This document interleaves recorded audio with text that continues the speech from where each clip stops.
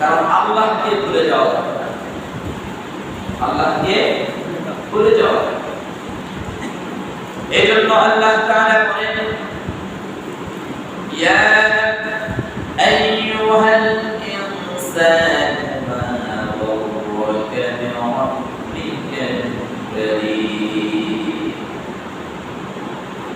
যদিও আমরা কর্মব্যস্ততার মধ্য দিয়ে, আমাদের পারিবারিক ব্যস্ততার মধ্য দিয়ে এবং সম্পর্ক ব্যস্ততার মধ্য দিয়ে আমরা সময় কাটাই, আল্লাহকে ভুলে যাই, বিভিন্ন কাজ কর্ম করতে গিয়ে আমাদের মা বলতে আমরা ভুলে যাই।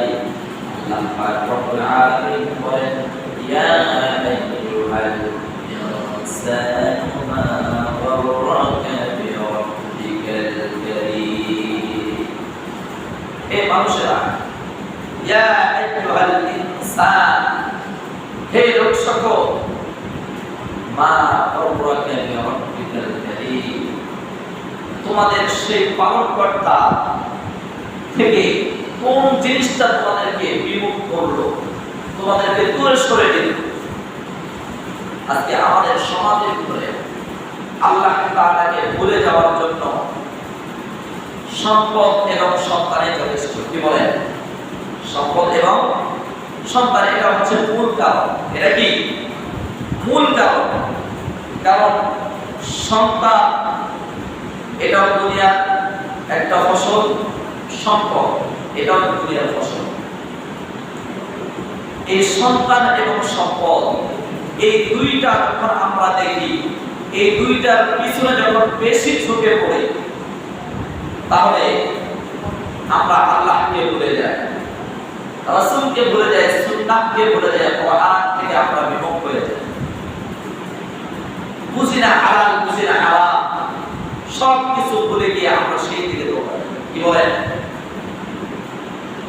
এজন্য আল্লাহ তাআলা বলেন, ইয়া আইয়ুহাল ইনসানু মা গররাকা বিরাব্বিকাল কারীম, কোন জিনিসটা তোমাদেরকে তোমাদের পালনকর্তা থেকে বিমুখ করলো, বিরত রাখলো। আল্লাহ তাআলা বলেন, যদিও বান্দা দুনিয়াতে তার সন্তান এবং সম্পদ আছে, আমি আল্লাহ পাক রব্বুল আলামিন দিয়েছি তাদেরকে, এগুলো হচ্ছে নিয়ামত। এই নিয়ামতগুলো অপেক্ষা করার জন্য যতটুকু সময় ব্যয় করার দরকার, এর পরের সময়টুকু আমি আল্লাহর জন্য হবে। আজকে আমরা সকলে যখন এই দুনিয়ামুখী হয়ে যায়, সম্পদমুখী হয়ে যায়, সন্তানদেরকে যখন দেখভাল করার জন্য আমরা লেগে যাই, তখন আমাদের মা'বুদের জিকির অর্থাৎ আল্লাহ তাআলার ইবাদত থেকে আমরা দূরে সরে যাই। আল্লাহ তাআলা বলেন, ইয়া আইয়ুহাল্লাযীনা আমানু লা তুলহিকুম আমওয়ালুকুম ওয়ালা আওলাদুকুম আন যিকরিল্লাহ ওয়া মান ইয়াফআল যালিকা ফাউলাইকা হুমুল খাসিরুন। আল্লাহ তাআলা বলেন, ইয়া আইয়ুহাল্লাযীনা আমানু, হে ঈমানদারগণ, লা তুলহিকুম আমওয়ালুকুম ওয়ালা আওলাদুকুম আন যিকরিল্লাহ, তোমাদের সন্তান সন্ততি এবং তোমাদের সম্পদ, এই সন্তান এবং সম্পদ এমন কোন যেন গুরুত্বপূর্ণ তোমাদের কাছে না হয়, যার কারণে এগুলোকে গুরুত্ব দিয়ে তোমরা আল্লাহ তাআলার জিকির থেকে বিরত থাকো। অর্থাৎ আল্লাহ তাআলার স্মরণ, আল্লাহ তাআলার ইবাদত, আল্লাহ তাআলার বন্দেগী থেকে তোমরা যেন দূরে না থাকো। আল্লাহ তাআলা এই কথা জানালেন। কারণ আজকে আমাদের আল্লাহ থেকে বিমুখ হওয়ার একমাত্র কারণ, সেটা হচ্ছে কি? আমওয়ালুকুম ওয়া আওলাদুকুম। এক হচ্ছে সম্পদ, আর একটা হচ্ছে সন্তান। আর এই দুইটাই আবার ফিতনার কারণ। কি বলেন? এই দুটোই কি ফিতনার কারণ। আল্লাহ তাআলা নিজেই বলেন যে সন্তান এবং সন্তানি এগুলো হচ্ছে দুনিয়াতে কি ফিতনা, এগুলো হচ্ছে ফিতনার কারণ। আজকে যত মারামারি কাটাকাটি দেখবেন, হয় সন্তান নইলে সম্পদ, ভাই ভাইয়ের দ্বন্দ্ব, ভাই বোনের দ্বন্দ্ব, পাড়া প্রতিবেশী দ্বন্দ্ব, সম্পদ নিয়ে। কি নিয়ে? সম্পদ নিয়ে। জমি মাইকা দেখে ওর কাছে একটু বেশি গেছে, দ্বন্দ্ব শুরু হয়ে গেছে। এখন হয় না আসল বাবা কয় আমার তাগের মধ্যে এই সম্পদ আছে, তাহলে আমি দিব কেন? এখন এর কথা হলো আমার যে শর্ট করছে তাহলে আমি ওরে ছাড়বো কেন? কথা বোঝেন নাই? এই নিয়ে দ্বন্দ্ব। এবং সন্তান, যেখানে দেখবেন ঝামেলা, সন্তান আছে না নাই? বাজারে মারামারি, এই কে মারামারি করে এই অমুকের সন্তান, দেখা গেছে কেস কাছারি অমুক তো শেষ। তাহলে এগুলো হচ্ছে দুনিয়া। এইসব থেকে বিরত থাকতে হলে আমাদেরকে আল্লাহ বিরত হতে হবে, আল্লাহ বিরত হতে হবে। আর আল্লাহ বিরত হতে গেলে আমাদেরকে আল্লাহর ভয় অন্তরের ভিতরে থাকতে হবে। আমাদের অন্তরের ভিতরে আল্লাহর ভয় থাকতে হবে। যদি আল্লাহর ভয় অন্তরের ভিতরে না থাকে তাহলে আপনার অন্তরের ভিতরে আমলের জজবা আসবে না, কখনোই আসবে না। আপনি দুনিয়ামুখী হয়ে যাবেন, আপনার ভিতরে দুনিয়ার জজবা চলে আসবে। আমরা দুনিয়াকে প্রাধান্য দেই বেশি। কি বলেন? আখিরাতের থেকে দুনিয়াকে প্রাধান্য দেই বেশি, কিন্তু দুনিয়ার থেকে আখিরাত যে উত্তম এটা আমাদের বুঝে আসে না।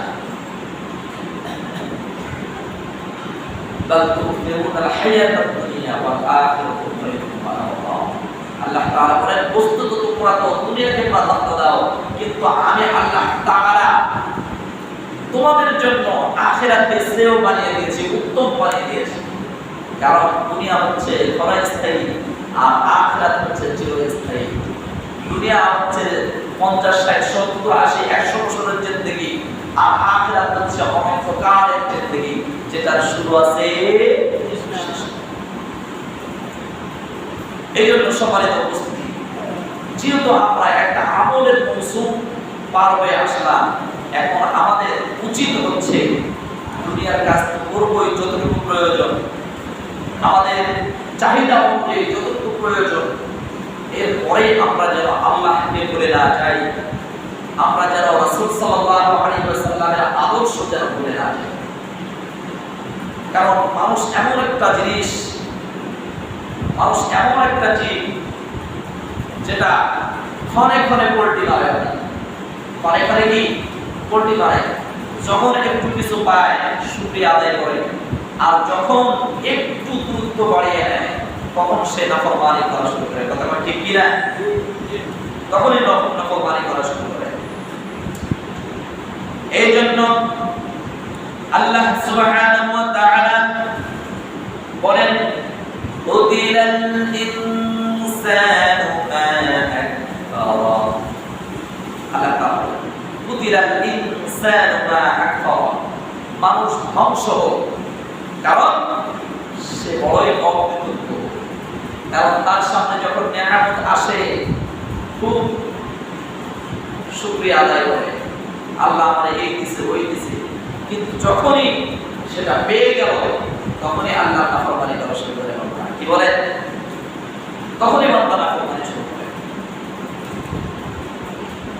আল্লাহ তাআলা আমাদেরকে শ্রেষ্ঠ জাতি হিসেবে এবং উম্মুল খায়র শ্রেষ্ঠ উম্মত হিসেবে আমাদেরকে ঘোষণা করেছেন। কিন্তু এই শ্রেষ্ঠত্বটা তো ধরে রাখতে হবে। কিন্তু আমাদের কাজে কর্ম, আমরা যা কাজ করি, যা কর্ম করি, এর ভিতরে বিন্দুমাত্র স্বীকৃতি পায় না যে আমরা শ্রেষ্ঠ জাতি এবং শ্রেষ্ঠ উম্মত। যদি শ্রেষ্ঠ জাতি এবং শ্রেষ্ঠ উম্মত হতে চান তাহলে একমাত্র আল্লাহ তাআলার কোরআন এবং রাসূল সাল্লাল্লাহু আলাইহি ওয়াসাল্লামের সুন্নাহর কোনো বিকল্প নেই, কোনো বিকল্প নেই। কারণ আল্লাহ তাআলা এই কোরআনকে দিয়েছেন মানুষদেরকে এই কোরআনে যা উপদেশ আছে, যা আইন আছে, কোরআন আছে, সব কিছু মেনে চলার জন্য আল্লাহ তাআলা বলেন, আমি তোমাদেরকে এমন একটা কিতাব দিয়েছি যেটা উপদেশ গ্রহণ করার জন্য। আল্লাহ তাআলা বলেন যে তোমাদেরকে আমি এই কোরআন দিয়েছি উপদেশ গ্রহণ করার জন্য, উপদেশ বাণী দিয়েছি। সুতরাং তোমরা এই কোরআন থেকে উপদেশগুলো গ্রহণ করবে, গ্রহণ করে তোমাদের ব্যক্তিগত জীবন, পারিবারিক জীবন, সামাজিক জীবন, রাষ্ট্রীয় জীবন এমনকি আন্তর্জাতিক জীবন পরিচালনা করবে। আর যদি কোনো সমস্যা হয়ে যায়, তাহলে বোঝার জন্য যদি কোনো সমস্যা হয়ে যায়, তাহলে আল্লাহ পাক রব্বুল আলামিন বলেন যে আমার পয়গম্বরের সুন্নতকে তোমরা আঁকড়ে ধরবে। কারণ আল্লাহ তাআলা বলে দিয়েছেন শিরোনাম। কি বলে দিয়েছেন? শিরোনাম। যদি আপনার বোঝার জন্য কষ্ট হয়ে যায়, তাহলে বিস্তারিত দেখার জন্য রাসূলের সুন্নাহ কোনো বিকল্প নাই। আল্লাহ তাআলা বলেছেন ওয়া আকিমিস সালাত, তোমরা সালাত কায়েম করো। কিন্তু সালাত কিভাবে পড়বে এটা বলে দিয়েছেন না, কোরআনে বলে দেন নাই। রাসূল সাল্লাল্লাহু আলাইহি ওয়াসাল্লামকে শিক্ষা দিয়েছেন এবং রাসূল সাল্লাল্লাহু আলাইহি ওয়াসাল্লাম আমাদেরকে শিক্ষা দিয়েছেন। রোজা আল্লাহ তাআলা ফরজ করে দিয়েছেন মানার জন্য, যদিও একটু ইঙ্গিত করে দিয়েছেন সকাল থেকে সন্ধ্যা পর্যন্ত না খেয়ে থাকতে হবে। কিন্তু এর ভিতরে কি কি কাজ করতে হবে, কি কি বাদ দিতে হবে, সব কর্মকাণ্ড করে শিখেছেন পয়গম্বর। সুতরাং কোরআন এবং সুন্নাতের কোনো বিকল্প নাই। নিজের জীবন গড়ার জন্য এর থেকে আর কোনো ভালো জিনিস হয় না। আপনি পৃথিবীতে যত গাইড, যত বই পড়বে, এরকম স্বচ্ছ, সুশ্রী এবং উত্তম কথা আপনি কোন কিতাবে পাবেন না। এবং উপদেশমূলক যে কথাগুলো কোরআনের ভিতরে, যে এক একটা কথার ভিতরে এর গভীরতা এত নিবিড়, এত গভীরতা আপনি অন্য কোনো কথায়, অন্য কোনো কিতাবে পাবেন না। যে কথাগুলা, যে কথা হাকিকত, যে কথা ভিতরে গোপন তথ্য, এগুলো অন্য কোনো কিতাবে আপনি পাবেন না। সুতরাং আমাদের জীবন জীবিকা নির্বাহের জন্য যেহেতু দুনিয়ার কাজ করতেই হবে, দুনিয়ার কাজের পরে আমাদেরকে আল্লাহ তাআলার কোরআন থেকে যে জীবন জীবিকা এবং আমাদের যে পারিবারিক, ব্যক্তিগত জীবন, রাষ্ট্রীয় জীবন, আন্তর্জাতিক জীবন পরিচালনা করার জন্য যা কিছু দরকার সব কিছু আল্লাহ তাআলা কোরআনে দিয়েছেন। সেই উপদেশগুলো মানা এবং মেনে চলা আমাদের জন্য অপরিহার্য। সুতরাং আল্লাহ তাআলা কোরআন এবং রাসূল সাল্লাল্লাহু আলাইহি ওয়াসাল্লামের সুন্নাতের কোনো বিকল্প নাই। আমরা আল্লাহ এবং আল্লাহর রাসূলের সুন্নাহ অনুযায়ী চলব তো ইনশাআল্লাহ। আল্লাহ তাআলা আমাদের সকলকে তৌফিক দান করুন। সকলে বলে আমিন। সবাই মানুষ বড় অকৃতজ্ঞ, বুদ্ধিরা ইনসান মা আকফারা। আল্লাহ তাআলা কেন বললেন? কারণ ওই যে বললাম, কিছু জিনিস পেয়ে গেলে মাথায় উঠায়, আবার যদি একটু পেয়ে গেল, গুরুত্ব বেড়ে গেল, তখন তার কোনো গুরুত্ব থাকে না, নাফরমানি করা শুরু করে। দেখেন, মানুষ আমরা এমন জাতি, আল্লাহ তাআলা নিজেই বলেছেন মানুষ বড় দেখো খারাপ। মানুষ বড় কি? দেখেন, আমাদের সমাজের ভিতরে সবচেয়ে নিকৃষ্ট প্রাণী কি আছে? কুকুর। নিকৃষ্ট প্রাণী কি? কুকুর। হায়াতুল হায়ওয়ান কিতাবের ভিতরে একটা ঘটনা উল্লেখ আছে। যাই হোক, বিস্তারিত না বলে সংক্ষিপ্ত করে বলতেছি। এই কিতাবের ভিতরে যে ঘটনাটি আছে একটা কুকুরের ঘটনা। দেখেন, কুকুরকে আমরা ভালো কোনো আবাসন দেই না, ভালো কোনো খাবার দেই না, কিন্তু দেখবেন যে একটা কুকুর তার পরিবেশের জন্য সারা রাত জাগ্রত থেকে পাহারা দেয়। দেখবেন যে সারাদিন পরে রাত্রিবেলা পাহারা দেয়, কোনো কিছু দেখলেই রাতে বোকাবুকি শুরু করে। কি করে না? সারাদিনে আপনি তাকে ভালো কোনো আবাসন দিলেন না, ভালো কোনো খাবারের রুটি দিলেন না, ভালো কোনো খাবারের ব্যবস্থা করে দিলেন না। আপনি যেই খান তার পরিশিষ্ট যে খাবারটা, অথবা আপনি মাছ খান, মাছের কাঁটাটা, আপনি গোস্ত খান, গোস্তের হাড্ডিটা তাকে ছুঁড়ে মেরে দেন। তাকে যখন ছুঁড়ে মেরে দেন, সে খুব তাড়াহুড়া করে সেইটাকে করে খেয়ে নেয়। আপনার কাছে আবদার করেন না, হে মালিক, আপনার তো ঘর পাহারা দেয়, আপনার রক্ষণাবেক্ষণ করে, আপনার সম্পদ পাহারা দেয়, আমার একটু ভালো খাবার দেন, এরকম আবদার করছে নাকি? কিন্তু তারপরেও সেই কুকুর কুকুরের নফরমানি করে না। দেখবেন মারবে, এরপর আপনার বাড়িতেই থাকবে। আছে না? দীর্ঘদিন একটা কুকুর বাড়িতে থাকার পরে দেখবেন যখন তাড়িয়ে দিবেন, যাবে না, আপনি যেখানে যাবেন সেখানেই সে যায়। তো আমরা মানুষ এমন অকৃতজ্ঞ, আমাদের মালিক আমাদের জন্য খাবারের রুটিন করে দিলেন, উত্তম খাবারের ব্যবস্থা করে দিলেন, রিজিকের ব্যবস্থা করে দিলেন, আমাদের জন্য আবাসনের জন্য আমাদেরকে বাড়ি ঘর করে দিলেন, ম্যাটেরিয়াল দিলেন বাড়ি ঘর করার জন্য, এত কিছুর ব্যবস্থা, এরপরেও আমরা আমাদের মালিককে ভুলে যাই। এরপরে আমরা কি আমাদের মালিককে ভুলে যাই? তাহলে আমরা কত বড় অকৃতজ্ঞ,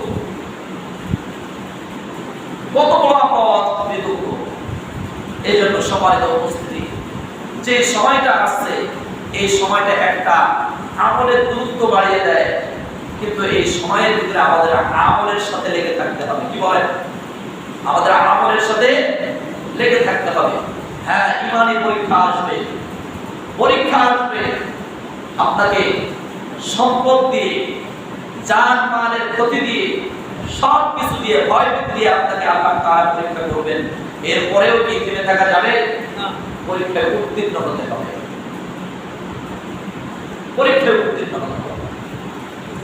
কারণ আল্লাহ তাআলা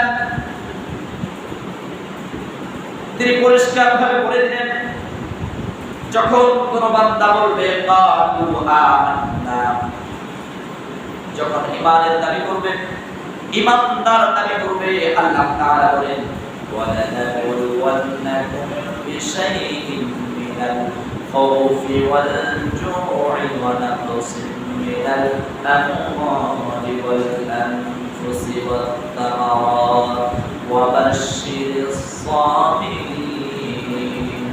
সুবহানাল্লাহ। আল্লাহ তাআলা বলেন, যখন কোন বান্দা ক্বালু আমান্না বলবে, আমি ঈমান আনছি, আল্লাহ তাআলা বলেন আহাসিবান নাস আইয়ুতরাকু আইয়াকুলু আমান্না, যখন কোন মানুষ ঈমানের দাবি করবে, তারা কি ভাবে আমি তাকে পরীক্ষা ছাড়াই এমনি ছেড়ে দেব না, আমি আল্লাহ তাআলা পরীক্ষা করব এবং